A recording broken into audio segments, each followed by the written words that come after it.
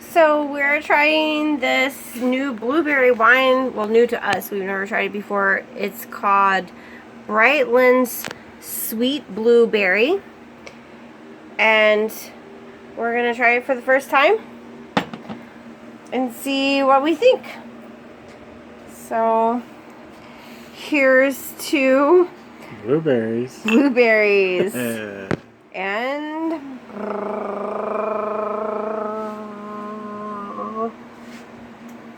it's like a blueberry that shit in my mouth. oh my god, it's delicious. Yes.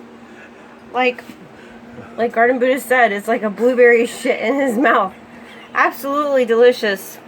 I love blueberry shit in that aspect. It is, let's see here. It says it is 8% alcohol by volume. So we'll be drinking a couple bottles of this and totally enjoying ourselves. Thank you, Brightlands.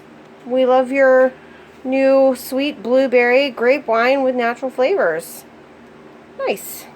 Very nice. We'll be drinking more of this. Okay. Till next time. Enjoy. Cheers.